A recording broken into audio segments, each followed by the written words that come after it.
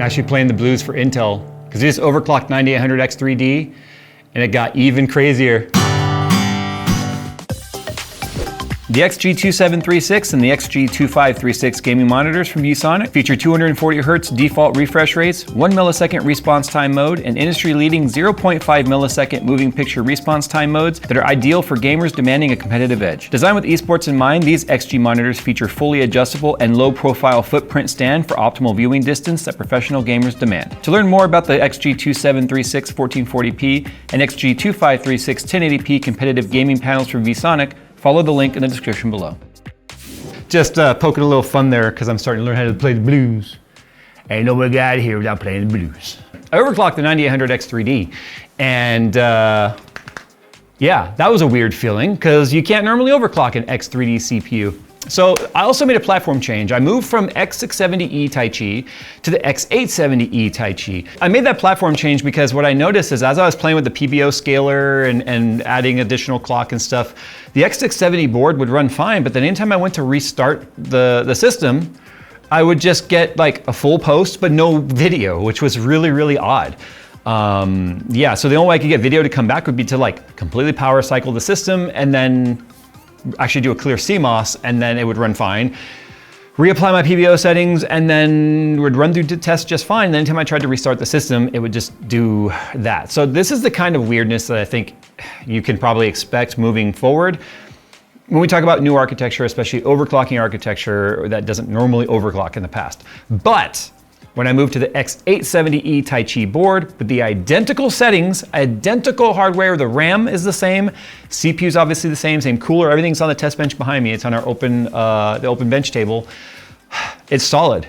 So I think that's really gonna be not so much an X670 versus X870 thing, more so that the X870 BIOS is probably a little more fleshed out since it is the true platform for 9000 series AMD. Moving on. Let's talk about the PBO settings that I applied. We'll punch into the computer here in a moment, show you what some of the real-time tests look like in terms of frequencies and temperatures, and then we'll show you the charts and the kind of uplift we got in games. Now, PBO is kind of limited. It stands for Precision Boost Overdrive, and it's actually what AMD's auto utility kind of is, which sort of allows the boost tables to push themselves a little bit farther. Don't confuse it with a manual overclock, which is a lot more labor intensive, and it's not something I've done yet. In fact, I know Steve's gonna be doing the XOC type of thing with bearded hardware, which is an XOCer. And I'm interested to see what they do for the manual overclocks, because I know they'll probably get close to 6 gigahertz on this one, to be honest. But here were the overclocks that I did. So you go into the BIOS and you do Precision Boost Overdrive, you accept the little EULA that says, hey, you could damage your CPU, et cetera, et cetera. And then you set it to motherboard limits, not auto or any of that, just motherboard limits. Then I went in and added a 200 megahertz offset, which means add 200 megahertz where possible. So we should go from a 5.2 to a 5.4 if there's no sort of power limits or anything like that enabled. Now, when you enable PBO, your PPT goes from 162 watts to 1000 watts. So essentially you're getting a fully unlocked type of power delivery. But there are still other facets that are gonna be limiting your overclock or the frequencies that are not necessarily visible to you. There's all sorts of other voltages and other power limits that are in place that are not necessarily gonna be like on the surface for you to see. So if you go, why am I not going to 5.4 gigahertz in all core? Well, it's because the workload determines the type of boost turbo frequencies you're gonna get. That's where manual overclock would come in, and I only started scratching the surface on that with X3D. Anyway, moving on, I moved the scaler up to a 10x as well. AMD recommends anywhere between 7 to 10. I was able to go 10 on this CPU, no problem whatsoever. I have a minus 15 going in the curve optimizer and plus 200 megahertz, which I already mentioned. So those are the only settings I changed. Didn't touch voltage or any of that sort of stuff, with the exception of the curve optimizer, which is basically minusing 15 millivolts across the board, which can help with temperatures and stuff. Fun fact, it really didn't make any difference when it comes to temperatures or power draw for me because of the fact that it didn't need the extra power. So if I wanted to go in there and do even further curve optimization, I could probably go down to like a minus 30 and then see even better temperatures. But it really wasn't showing me any, like it really wasn't running any hotter because we're only pushing it up to a maximum of 200 megahertz higher, which is not pushing voltages or any of that. So with that said, let's just get right into the benchmarks. Let's talk about the type of uplift we saw, and then we'll do some live demonstration. All right, so the biggest thing that we're gonna be comparing here too is obviously itself and stock speed, but all the other CPUs are on the chart too. So gonna go through it kind of fast, so pause on the ones you wanna see. But now Cinebench R24 one thread, it's actually a pretty big jump to go from 133 to 139. That's a significant improvement, to be honest, from a 1346 to a 1383 in multi-core. Now, the clock speeds are only up to 200 megahertz faster. That's gonna be asking a lot to try and overcome the core deficits. That's why in productivity it is not the strongest looking CPU on the chart. But R23, we did go from a 2085 to a 2182 single core. That actually put it at, actually R24 put it at the fastest single core we have on our chart so far. But if we take a look at R23, went from a 22986 to a 23697, not a very big percentage improvement. Again, only the frequency differences here. 2085 to a 2182. Blender, same sort of story. Monster uplift from a 146.13 to a 154.15. Junk Shop 103.73 to 107.92. And then 72.36 to 75.03 in Classroom. Handbrake only dropped 2 seconds from an 82-second in transcode from 4K video down to 1080p. And then if we take a look at our Geekbench one thread, 3303 to a 3469. So a pretty decent jump right there of about 166 points. If we take a look at multi-thread, 18243 to an 18780. Again, nothing incredible to talk about. So time spy goes from a 7450 to a 7651. But when we get into games, this is where it goes to show, like, I would have thought at this point we were reaching GPU bottleneck, because we do test in 1080p because we're adding a bottleneck to our CPU. So many people just don't seem to get that when it comes to CPU testing. We hear you though, we're gonna start adding 1440p and 4K in these same charts so you can compare them all at the same time. But moving on, we went from a 384 average FPS in Shadow of the Tomb Raider with DirectX 12 up to 404, so we gained 20 FPS. Again, it's only around, what, 4 or 5%, somewhere around there, but still an uplift nonetheless for just pushing some buttons. If we look at Cyberpunk 2077, from a 278 average up to a 294, and our minimum came up as well from a 218 to a 229. Looking at Borderlands 3, we go from a 436 up to a 459. And then if we take a look at F1, this is where we saw the biggest improvement actually. We went from a 544 to a 583. We gained nearly 40 FPS. But more importantly, our minimum came up from 459 to 503. It puts our minimum in F1 as faster than every other CPU other than itself. So the fastest CPU average was 492, which was the 285K with the overclock of the cache and the E-cores and the 8400 megahertz CU DIMMs. Don't forget, our 9800 X3D is running at 6,000 megatransfers. It has a 2400 megatransfer disadvantage versus the Intel running at 8400 on the CU DIMMs. And it's still being beaten by the minimum FPS of the 9800 X3D in F1. That's pretty bonkers. Horizon Zero Dawn, we go from a 306 to a 323. So not a huge jump, but a jump nonetheless. So for pushing some buttons and moving some knobs in the BIOS, that's actually pretty insane to get that kind of uplift for only, what we were getting was a, what, 3.8% or so overclock?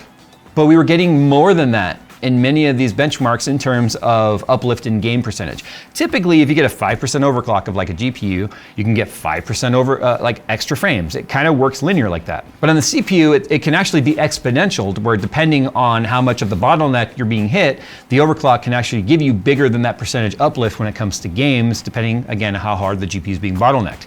So again, the 4090 at 1080p medium, even in the 500 FPS range in a game like F1 is still CPU bound, which is crazy to think about. Moving on, let's talk about the other discussion here is whether or not AMD is going to honor a warranty though for enabling PBO. The biggest discussion regarding PBO is the fact that they technically void the warranty.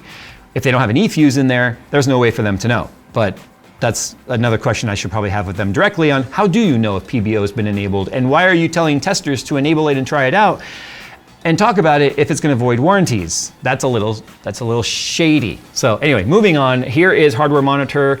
You can see right now we're idling just with the Cinebench open in the mid 2000s to low 3000s. Here's our core clocks right there. Multi-core though, you'll see we'll hit 5.4 for like a second. So there's 5.4, 5.395, and then it drops down to 5.23, 5.295. So we're getting just under 5.3. But if I do single core, we'll be able to see that single core push up higher. So there it is, 5425 right there. So that's our 200 above our 5225, which is our max frequency before. So you can see we're getting the full 200 megahertz right there. So that's where we're seeing the biggest uplift when it comes to games, is the fact that most games are not, they're not pushing all the cores at the same time, which means the less amount of cores you have being pushed to the limit means the higher the frequency can actually go. In this instance, 5.425 is the maximum we're allowed to go, unless you do manual overclocking, which again, I've already said I haven't done in this video because I just wanted to see what some PBO scaling can do out of the box on an X3D CPU.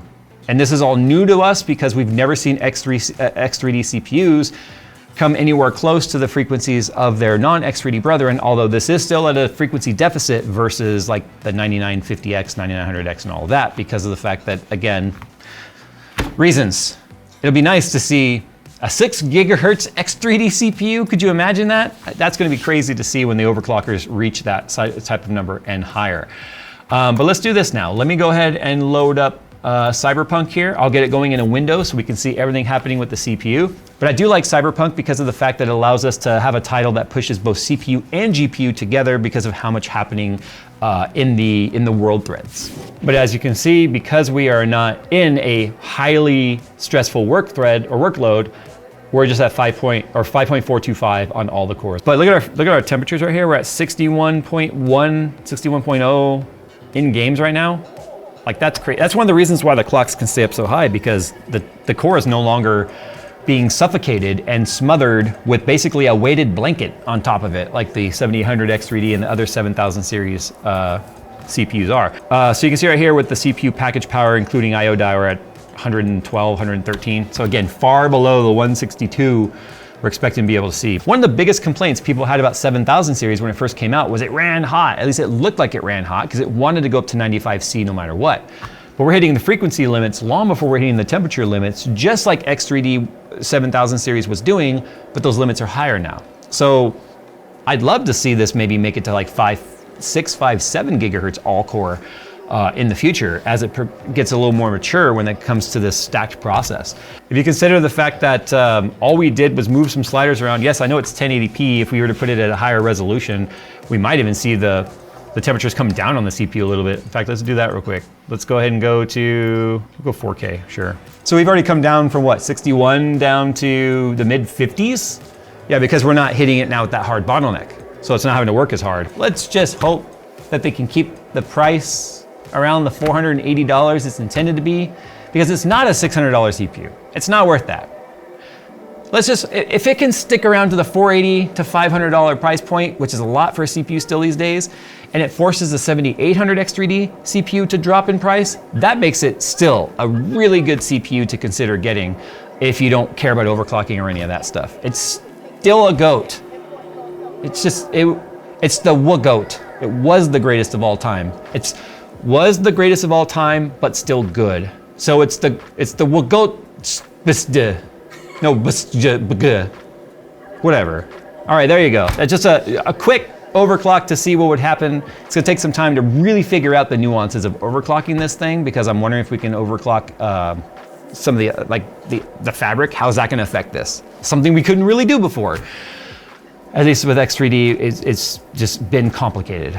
All right, guys, I need to get faster RAM in this. I think we need to start pushing like 7200 and above maybe with this, because X870 is supposed to allow us to go up to near 8000 megahertz, which would probably lift even more of the CPU performance, especially in games. All right, guys, thanks for watching. As always, we'll see you in the next one. Good boy.